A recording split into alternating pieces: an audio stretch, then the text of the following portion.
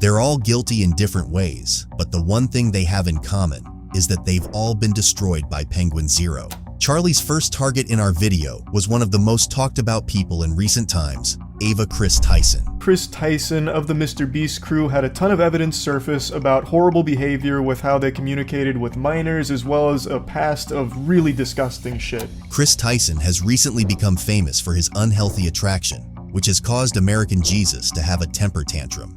And I've seen a lot of people try and cope and deflect, saying like, oh, it's just edgy jokes, people are blowing this out of proportion.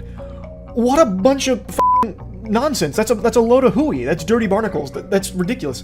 Under no circumstances should an adult be communicating with a child in any inappropriate manner whatsoever. Edgy jokes between an adult and a child are still gross. That's not like the slam dunk defense that some people seem to think it is.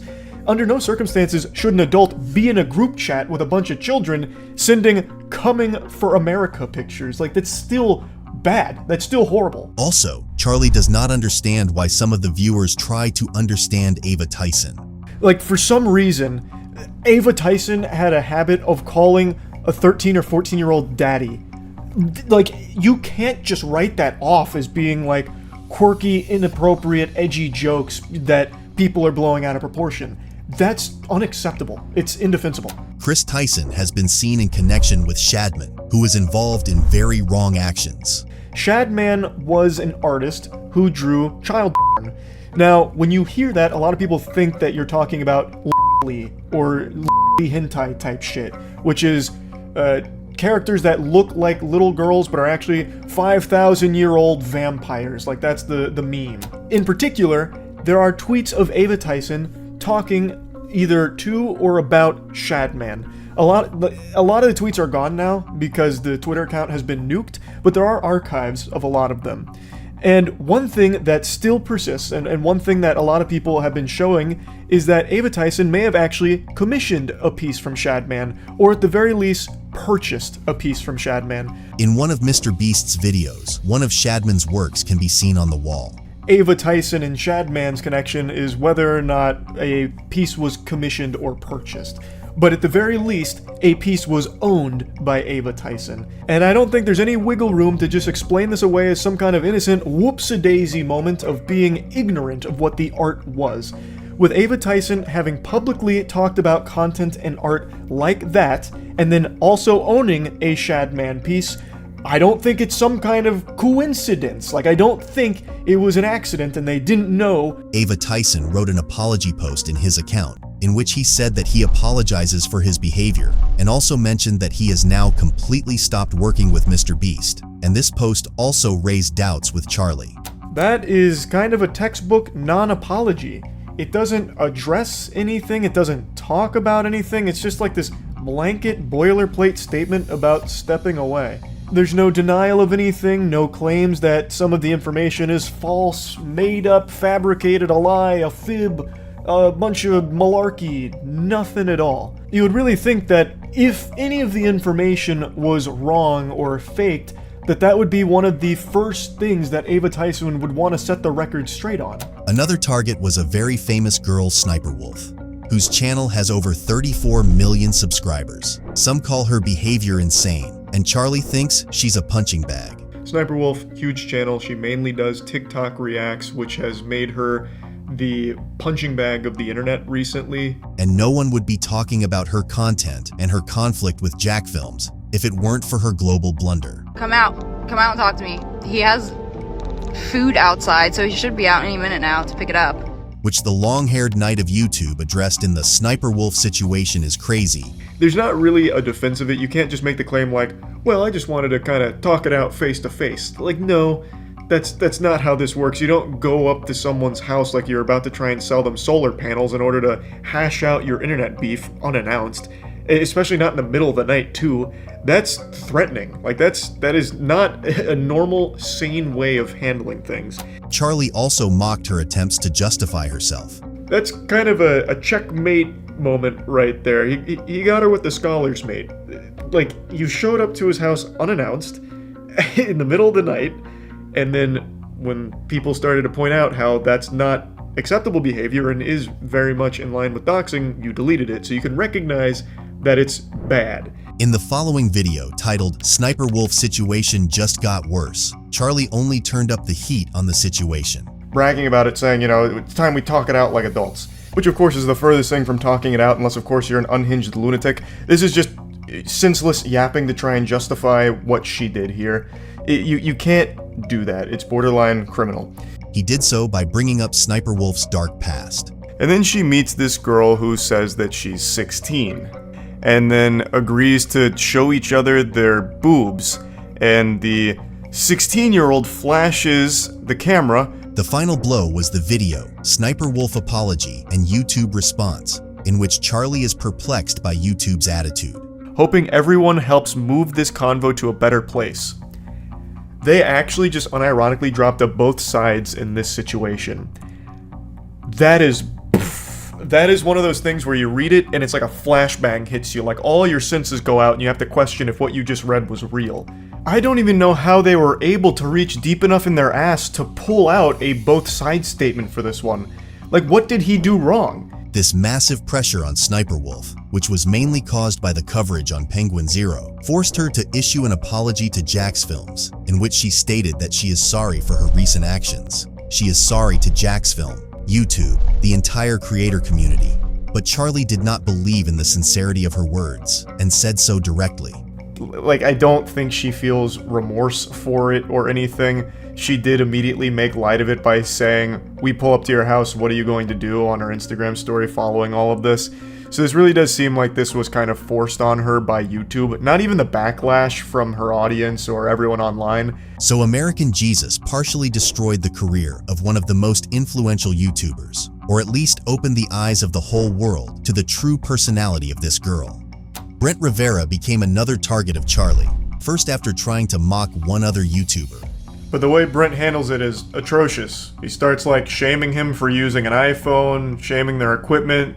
At one point, someone on his team belittles his subscriber number. Like, he couldn't have looked worse in this situation if he tried. And then after he wanted to delete the channel of another YouTuber who made a humorous review of him. But sometimes there's always going to be big egos and fragile, sensitive, thin-skinned people, like Brent Rivera seems to be, who find this content and get upset about it.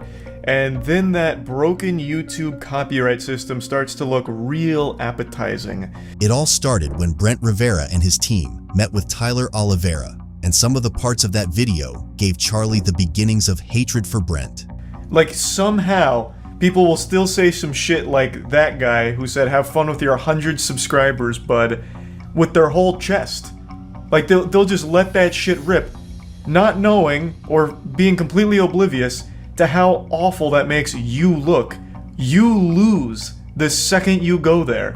But also the behavior of his team is just too vile. Why did you walk up to us, like, enter our space? I paid $400 a night for the hotel. What do you mean? Yeah, but if we were normal guests, that would... If we were normal guests, so putting themselves on a higher pedestal than normal people, how can people not recognize that you are an asshole for saying shit like that? You're a narcissist. Like, oh, if we were normal guests, this behavior would be acceptable for the plebeians, which we are not. Look at the subscriber count that we have. Then Brent Rivera showed his level of intelligence when he tried to attack Dumpy. When a YouTuber makes the decision to go nuclear and start filing these kind of takedown requests, the whole community turns against them. People f***ing hate that, for good reason. That's the lowest shit you could sink to. Just stop being a little bitch and accept that not everyone's going to like you. And when you do some dumb, embarrassing shit because your ego bubbles over and you embarrass yourself, people are gonna make fun of you for it. That's the circle of life, baby. That's nature. And his explanations looked very funny. The question is, how is the market for your original work affected? And his response was, it affects it negatively. That's like how a child would answer it. All this revealed this guy's personality, and his loyalty in the eyes of his audience dropped a lot after Penguinz0 decided to tell everyone what was hiding under the tough guy mask. Our next hero is Nikocado Avocado, whose conflict with Charlie lasted 9 videos. And in the video, this YouTuber is slowly killing himself for views. Charlie simply expressed his concern that Nikocado is taking too many risks for views. This is from his most recent video. This is kind of what his content has become. I wouldn't have become disabled if it weren't for you people who encouraged these videos. He said it's your fault for encouraging these videos. Now he says shit like this pretty often, and it shows me that there's still some self-awareness deep within him somewhere, locked deep away. But that rational side of him he keeps buried, locked in a cage, and still does this content, even knowing better. Even knowing that it's a complete detriment to his overall health and well-being. And Penguinz0 also explains where Nikocado is wrong. It's the audience's fault for this. They created what Nikocado Avocado has become. Obviously, it's not all their fault. He is making the conscious decisions to completely throw away his health and well-being, which has now led to his disability, which he claims to have. Again, Nikocado Avocado is not the most reliable narrator. He makes a lot of shit up sometimes. So, whether or not he actually now has a disability, it's anyone's guess. He claims to have 3 broken ribs, which is attributed to his incredible weight gain. And at the end of the video, he just makes it clear that he wasn't trying to start a conflict or make fun of Nikocado, but was just pointing out a really global issue that is present in Nikocado's life. It's just truly a pretty awful thing to see. As you probably noticed from the screenshot, the last 6 days he's posted a video each day talking about his disability and his new diet with it, and each one he has tons and tons of food from different places, and it's not clickbait. He really eats all of that food. And one thing you may have also noticed from that screenshot is his views are high, which is exactly why he does it. In response, Nikocado began to act like a petulant child in his video. This person thought it would be cute to sit down on the computer and talk about my weight and my appearances and to fixate on how I look. He also made some incomprehensible claims about Charlie. He didn't ask his millions of followers, don't harass him, don't make fun of his appearance, don't make his mental health upset, send him some support for nothing. And this behavior of Nikocado caused our knight a sarcastic attack. Nikocado Avocado has set a new world record for YouTuber response time for drama. This was a pretty impressive speed run. He spends the majority of the 41 minutes of this response video eating, because he does a mukbang during it, and asking, who is this? Who are you? Does anyone know this person? If I had $1 for every time he asked, who is this, I would have enough money to afford 1,500 pizzas and do my own f***ing nutty mukbang. And also, Charlie summed up a bit of Nikocado's response video. It's clear immediately that Nick misunderstood what I was saying in my video. I don't know if that's on purpose just for the sake of having like an aggressive response video for YouTube drama, or if he genuinely didn't understand what I was trying to say, but he makes it clear that he didn't get what I was going for right away. But if Nick was able to endure this drama quite easily, then Boogie2988 has incurred the much greater wrath of the American Jesus. Boogie2988 was reminded of himself when he became the face of shitcoin Fatty. And the occasional meme coin. Fatty for life. I'm not a bad person, I'm just stupid, and you can't be mad at me for that. He uses this signature anime finishing move more often than Goku uses a Kamehameha to finish off an opponent. And many people would have forgotten about this situation if the chief investigator of YouTube, Penguinz0, had not intervened in the case, in a conversation with which Boogie tried to justify himself all the time. Here's my shitcoin. If you want to be broke too, buy my shitcoin. That's what I say in my tweets. I thought people would buy one coin to come onto the server and hang out and fuck around. That's what I thought. That's my understanding, and that was the point. You know, when they were pitching this to me, they're like, don't be like Logan Paul, don't be these other people. And these pathetic attempts to exonerate himself made our knight want to destroy the big boy. And he basically admits to it being a pump and dump, but his defense is that he was too stupid to recognize that. Like, he's too dumb to have known that this was going to be a scam that would hurt his almost non-existent audience. And Charlie also eats Boogie to pieces for trying to cash in on the remnants of his audience. It's disgusting.